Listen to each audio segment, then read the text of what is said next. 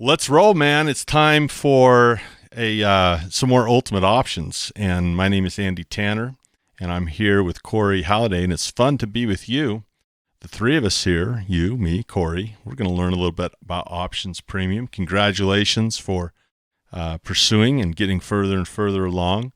We're going to do several reviews. So before we get into the meat of ultimate options, I thought we'd do 4 or 5 classes just to make sure people are familiar with some terms. We really aren't going to be effective if we move forward assuming people. So this is definitely a review. That means, this is speaking of options, this one is a choice. You can skip over this one. Hey, if you're familiar with option premium and you're really, really experienced, then by all means, you can certainly skip this or any of the review sections you feel familiar with and get into the meat of the class. But if you feel like you could brush up a little bit and you want to spend a little bit of time, we can certainly do that here. So I thought it'd be a great idea to do an options review. Plus, we're so much fun that they probably don't want to skip out. Oh, well, I don't know. I think for you, you have a lot of fans, Corey, I'll tell you. Yeah. So just everyone enjoy knows this. Andy is fun to be with and fun to listen to. So you do a great job. Well, I don't know. There'd be people in both camps, I think. This is, again, just a quick reminder to protect everyone that securities, trading options is risky. All securities trading is risky.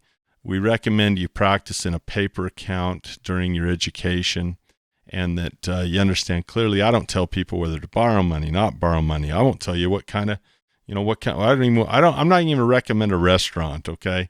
I don't give advice or recommendations. What Corey and I are here to do in this capacity is as teachers and educators to give examples and things like that. So let's go with the review. The word premium is something we hear with insurance. Do you buy insurance, Corey? I do. Yep. Health insurance, life insurance, car insurance. All sorts of insurance. And you pay a premium to get a promise from somebody, really. I mean, that's what you're hoping for. You want to have choices in your life. And so if my house burns down, I have a choice. I can walk away and sob, or I can make a claim. It's my option. It's my choice. But since they received the premium, they've made me a promise, whether it be to insure my car, insure my life. And so it's really common. It's common that people pay for these agreements and pay a premium for it. In the insurance world, we use the word premium. In the real estate world, we use the word rental contract, and people pay money in a rental contract. So in the choice here of insurance, and I'll just go ahead and circle this, in the choice of insurance, the premium gives me a guarantee or a promise or an agreement or a contract that if I wreck my car, they'll make me whole. Over here, this person's paid us some money. Maybe you and I are landlords, and Corey's going to rent the house from us. We're going to guarantee Corey has a place to live, right? So we're very, very accustomed to paying for promises, right? Because when you rent a house, you don't get the house. The house is not in your name. You never get ownership. You simply get an agreement that you get to stay there. You get time. You get a promise, basically. Yeah, you can stay here. That's my promise. You can stay here. That's it. That's all you get. We can also do this to guarantee a trading price. So if I want to buy or sell a stock, either one, I can lock in that price and someone will give me a promise. So that's really what this is going to be about, is that premium that we're paying. And so, let's look at an option contract here. An option contract is an agreement, okay? And another word for agreement might be a promise or a guarantee.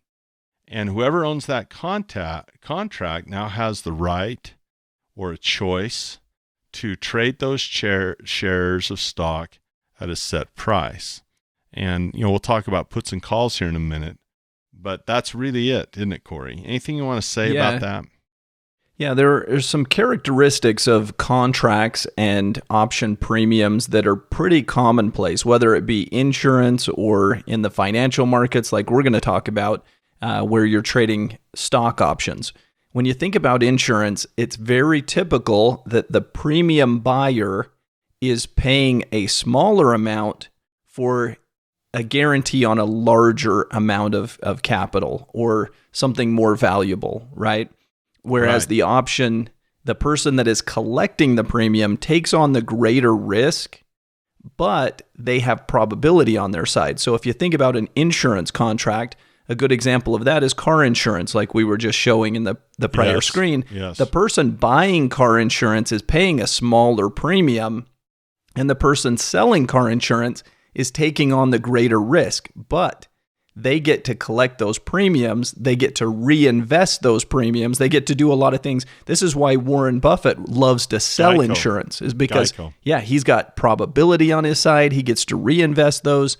Those premiums make money on them in the meantime. And occasionally there is a car wreck and they lose on that policy. But if they spread them out across a variety of different contracts, in the end, they end up ahead. And this is why we get really excited about being on the sell side of options. And we'll get to that, but you get to collect those premiums. It's really a very, very cool thing where you can become the insurance company. You can put those probabilities on your side, which is really fun. You know, when people first learn about options, there's a lot of numbers to think about. You know, the date that it expires, and there's going to be a bunch of Greeks, and there's going to be a strike price, and all these different numbers come out.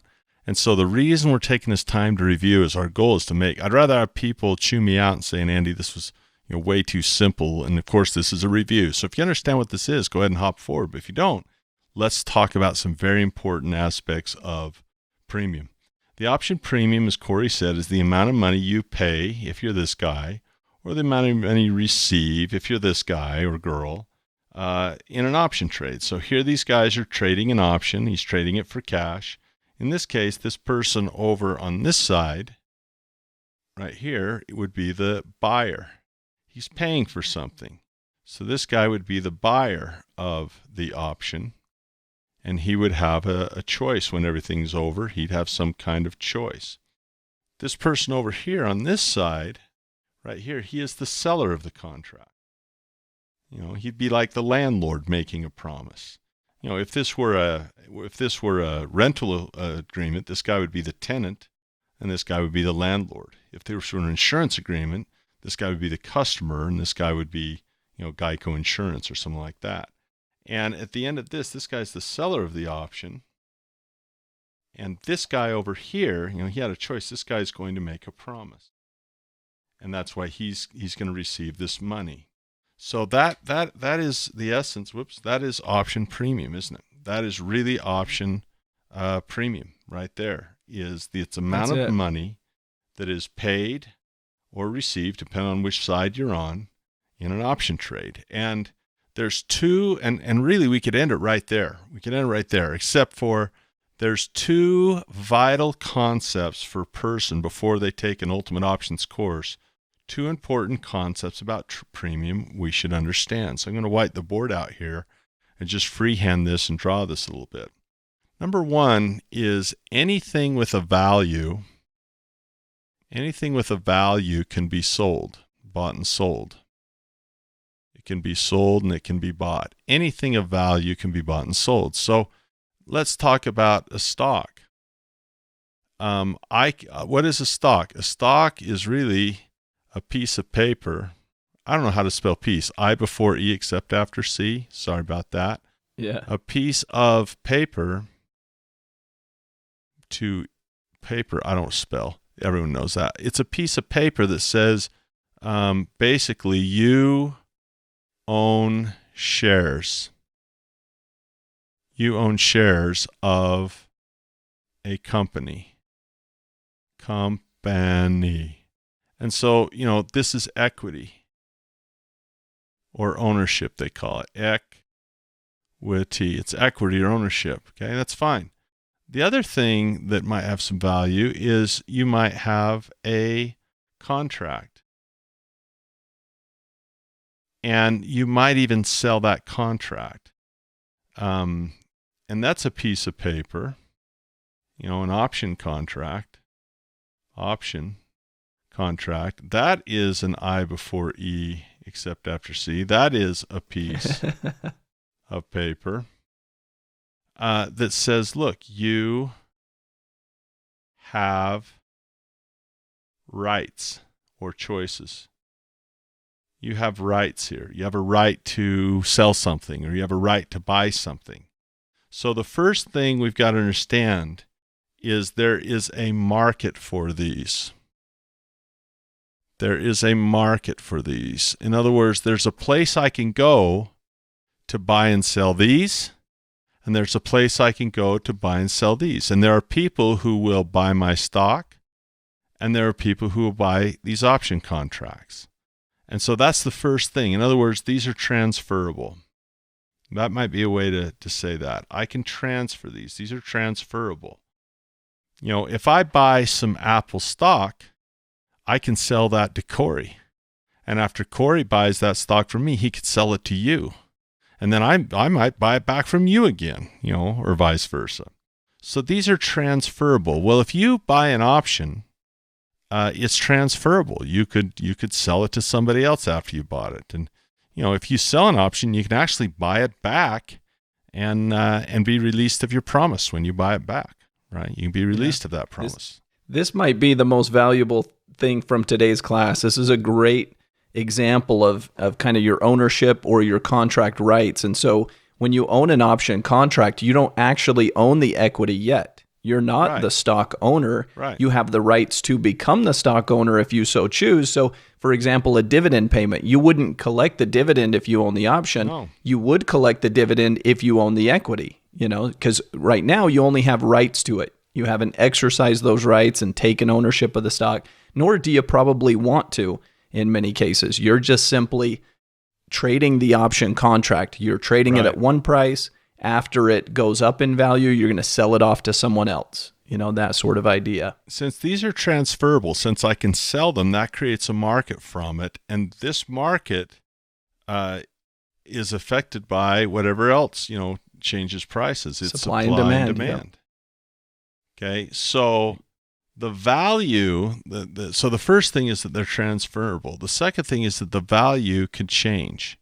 The value of this option, in other words, the premium people will pay or receive, can change based on circumstances changing. In other words, this stock might be worth $100 a share today, but if this company finds a cure for cancer, it might be worth $1,000 a share tomorrow.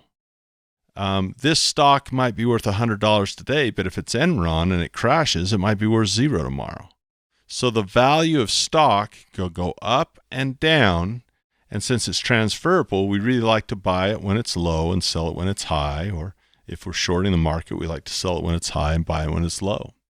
Well, the same is true. If you have the rights, let's say the stock is at $100, you know, it's ABC stock over here, ABC Pharmaceuticals, and you had the right to buy it at $100. So you don't own it at $100 like over here, but you could do it if you want. You do it if you want. Yeah, now and you get to participate in the upside because you have those rights. That's right. Now, if they find the cure for cancer and they go to $1,000 a share, isn't this a very valuable contract now? Isn't the actual value of this contract going to be a lot higher because it's worth $1,000 now, but you can still buy it at $100. So this would be a very valuable piece of paper. And if you wanted to sell it to someone else, they're going to have to pay you a lot of money. They're going to pay a whole bunch of money because this has value. So those are the two things to remember is you can sell these things. You can sell these contracts. You can buy and sell them. You can buy and sell these contracts. And number two is the premium, this value, this amount of money we receive. The premium can change, and it does change for sure. It's going to change, absolutely. And so just as a stock can be bought and sold and the premium changes, an option can be bought and sold as the premium changes. Let's look at some examples of this. Let's not even talk about the premium. Let's not even talk about how much money changes hands here. Let's just get a concept without the numbers.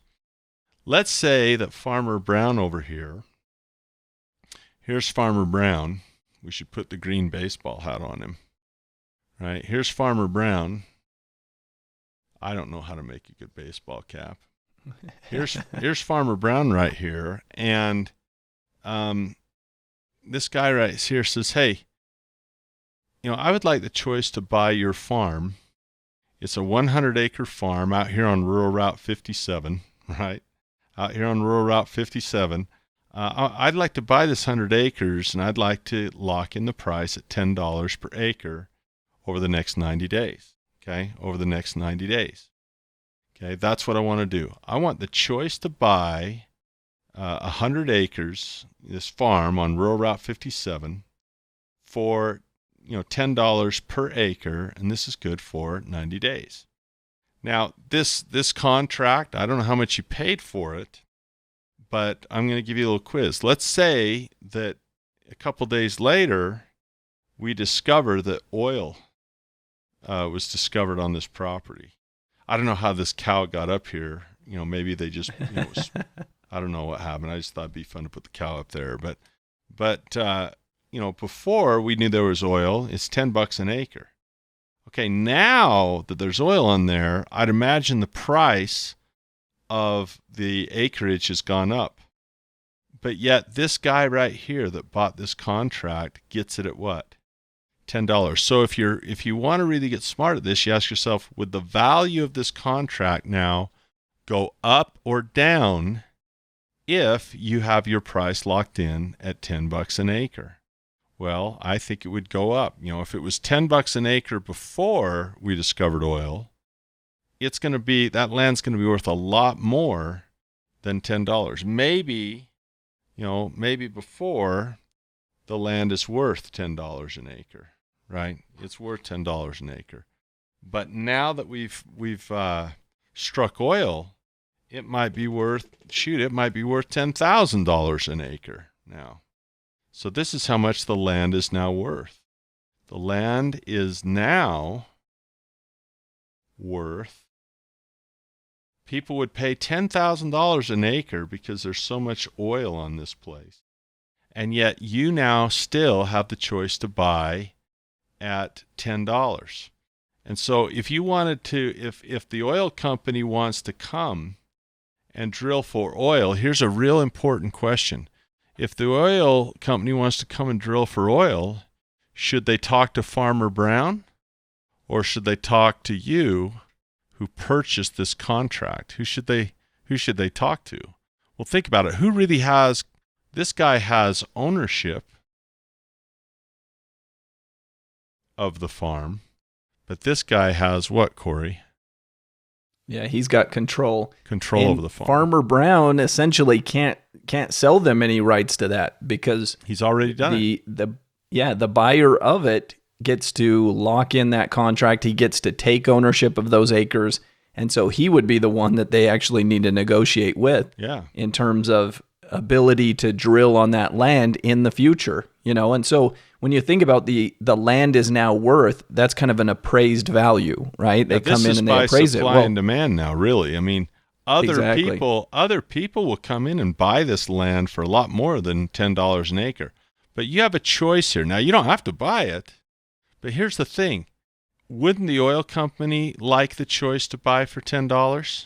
Wouldn't they like the choice to buy for $10? Oh, yeah, they would. So if they want to get control of this, they're going to have to buy you out of this contract. Because right now, you can buy it at $10 an acre. And if they really want this, they have to buy this contract from you. They got to buy you out of the contract. They must buy this piece of paper to where they have the choice to buy it at $10. Well, you know what? If it's worth $10,000 an acre, I charge them a minimum of $9,990. $990. Yep. Per acre. Add another nine on there. For every, thank you. For every, and that's beef times every acre that's there, times 100, right? That's times every acre that's there. I charge them at least that, wouldn't you, Corey? Yeah, absolutely. That's what we call the intrinsic value. Yeah, if so something's worth $10,000 and you have the right to buy it at $10, then your contract is worth $10,000. So you can transfer that ownership stake on the $10, but you get the other value. You get the rest of that. So the Acme Oil guys, they're gonna have to buy this contract if they really want to own this farm. because, you got the choice to buy it. You locked up this contract. So the value of this contract went way, way, way up. Hey, I don't know what you paid for it, but whatever it did, it went up. No question. It went up. The premium went up, whatever it is. But let's say this. Let's say that right before they're about to buy this contract from you, okay, all of a sudden we discover that it wasn't oil. It was actually toxic waste. And there's toxic waste all over. So now now the problem is there's not even any farmland here. You couldn't even farm it now. So now the price goes from $10 to say, look, you can have this land if you're willing to pay extra to have it cleaned up, So the value here is really, this land isn't worth anything right here. It's just not worth anything. And so whatever you paid for this is now really a waste of money because the value of this contract is going to go down. In fact, these guys are leaving. They're not even interested anymore. There's no oil here. It was toxic waste, for crying out loud. Farmer Joe, he's sticking his feet in it now. This is terrible. So the point is simply this. Look at the big picture. Don't worry about all the numbers. Okay? Don't worry about all the numbers. The point is this. Did the value of this contract go up when we discovered oil? And did the value of this contract go down when we discovered it was toxic waste? And the answer to those questions is yes. The value of the contract changed based on the value. And this is called a derivative, right? This would be called the underlying. This is the farm. That's really what we're talking about. So the farm has its value go up and down. Well, any contract that's a derivative of that farm, any contract that offers control over that farm, it's going to go up and down in value at the same time that the farm goes up or down in value. If the farm goes up in value, this contract is going to go up in value, right? This becomes a very valuable choice. If the farm goes down in value, well, who cares about this choice? If I don't want to buy it, then this choice isn't really very cool. So that's the biggest thing to understand is these premiums change when the underlying changes. They change when whatever you have, going on changes. And that they're transferable. So let's do one with stock now. So let's say you've got XYZ company here and you have a choice to buy XYZ stock for $10. So it's $10 per share, and this is good for 90 days. And the stock's at $10 and you think it's going up. And so that's awesome. You think it's going up. So you pay this guy a premium. And let's put some prices to it this time. Let's say you paid this guy $1, let's say. Okay, so we'll take these out right here and we'll just give him $1. So let's say you paid $1 for this. So this was the premium right here. This was the premium. And you paid him $1. And you're hoping this will go up. You want to buy it at $10 a share. You're hoping it, in your mind's eye, up here, you're hoping it might go to, maybe $50 a share. You're all excited. If you can buy it at 10 and sell at 50, you'd made $40. And instead of spending $10, if you could tie that up for $1, right? Instead of spending stock on this company, over here we have, this is XYZ company right here. That's fantastic. But let's pretend that this XYZ was just a subsidiary. Let's pretend that its real name was Enron. Let's pretend it's Enron. Well, guess what? Now it goes down to $0. Well, you can't get $1 out of that anymore. The new premium now, it's going to go down. It's going to be $0. You wouldn't be able to sell this if your life depended on it. You couldn't give it away. So here the premium went down because the stock actually went down. Why, think about this. Can I boast about it? Why would it be cool to say, hey, guess what I can do? Hey, I got the plot. I can buy this at $10 anytime I want. People say, yeah, but it's worth $0. So what are you bragging about? Look, the stock's not worth anything. Who cares that you have this awesome choice to buy it for 10? Well, it's worth $0. Why would you even spend $10 to buy something that's a piece of crap? So that's that. Now let's say that's a call option example, essentially, where we have the right to be able to buy the stock low. That's only part of the equation, right? So you've locked in the ability to buy low at 10, but 10 is only low compared to where the stock goes. If the stock climbs, then that you've got bragging rights, because as it goes to 11, 12, 13, 14, you still get to buy at 10. But if it drops to 9, 8, 7, nobody wants to buy at 10 when they can buy it in the open market for less. So that's why that value is changing accordingly. Now, let's say the stock was at $10 and you paid $1 for the choice to buy these shares at $10 for, you got this promise good for 90 days. Let's say that, no, it's not Enron. It's actually a company that, found a cure for, I don't know, what do they need a cure for besides, they need cancer cure, we need Alzheimer's cures, we need all these cures. They find a pill that'll cure Alzheimer's. Now their stock's at $100 a share. Well, that's pretty cool that you have the choice to buy it at 10 still. Even though everybody else has to pay 100, they could buy it at 100, they could sell it at 100. That's what the market's, buying and selling at now. You get to buy it here. Well, guess what? That's $90 of intrinsic value now. So this premium is going to go up above, it's going to be greater than $90, which is really cool. It's going to be over $90 now, But the thing that's cool is instead of paying $10 to control a share, you only paid $1 to control a share. In our Enron example, if you'd have paid $10 to control those shares, you'd have zero, you'd have lost $10. But since your choice to buy, your premium, you only spent $1 on the premium, here you only lose $1, right? That's the most you can lose. Over here you lose 10. Yeah, the beauty of the word choice is that there's not an obligation. No. There's not a promise made. You get to walk away from that deal if you don't like it. So you have the ability to buy at 10, but if that price drops, you're just simply going to walk away from that choice. You're going to say, no, I don't want to buy the stock at 10 when it's trading below that. So, all you can lose is the premium paid. And there's exactly a market for these. There's people that want to buy these options or exercise these options. And that's where the market maker comes in. Someone says, well, I'm worried. How do I know I can find some guy that's so bullish on this stock? He thinks it's going to go even higher, and he'd want to, pay me a whole bunch of money to lock it in at 10 because he thinks it's going way high. How am I going to find this person? Well, that's the final thing to understand is these are transferable. This is a liquid market. And this is where the final thing in this segment will come in, is there's a market maker. And it's not just you. There's an in-between person between you and buyers and between you and sellers. They're the one that make this market happen. And they're called market makers. Sometimes they're called specialists. And a market maker, these people provide, they have companies that provide liquidity. So if you're going to take, Corey, you've taken all your series 7 and 60. I mean, how many series did you take? A whole bunch of them. Yeah, I've had too many of those tests. Too many. A good test question might be, true or false. A market maker is an individual or company who stands ready to maintain liquidity in a market. That'd be a good test question, actually, for that. Absolutely. Yeah. Yep. So, there's someone that will always maintain. Now, they might not give you the price that you want. Just like a renter might not give you the rent that you want.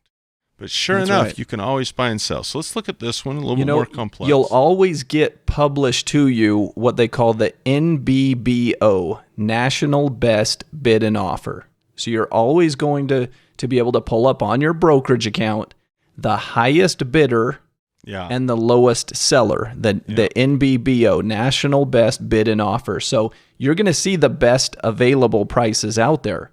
Yeah, but like Andy said, that might not be the price you want. You might put out an order that tries to get even better than that, but you'll at least see who's the highest bidder and who's asking the lowest amount from the sell side. 100%. So here we have a market maker, and we have people that want to buy the options. We have people that want to sell an option. And the market maker hooks these guys up. And if someone pays the ask price, if someone receives a bid price and pays the ask price, there's little money in there, and that's how he makes it. It's called the spread. But often people won't do that. They'll do what's called the mark. We'll talk about this in a minute. But here we have basically we're going to start learning what an option chain is. We have 4 numbers here. So Corey, let's talk about each of these 4 numbers and what they mean. if you and I make a deal, we might shake hands on it. You ever seen guys do that? Even when you were kids learn that pretty easy, right? Hey, I'll bet you. Remember that? Like my kids right now. Oh, yeah. They're trying to bet whether or not Kansas or Villanova, might win a basketball game, or maybe they're going to bet on if so-and-so can get a date with so-and-so at school. Somebody in the Super Bowl. People bet absolutely. all the time on, whatever they're going to bet on. And so they shake on it, and it's called striking a deal. We strike a deal. So this 100, we'll talk about that later, but that's the price. That's not the premium at all. That's what they're going to do the deal at. If the stock is $100, they'll strike a deal. And a call option says, look, I want to be able to buy this at $100. And these guys say, all right, I promise I'll sell it to you then if you want to, if you pay me a premium. Right here, we have a bid price of $279. This is the premium for the option. This is what this lesson is about, is the premium. And so the bidders, these guys who want to buy it, are saying, hey, we'll give you $279 for it. And these askers are saying, no, we want $285 for it. And so that's where this market maker will bring these guys together and say, look, that's the closest, that's the lowest, that's the highest bid that people are offering, and this is the lowest price that people are asking for. And so these buyers over here bidding, and these sellers over here, that's what they're asking. Isn't that right?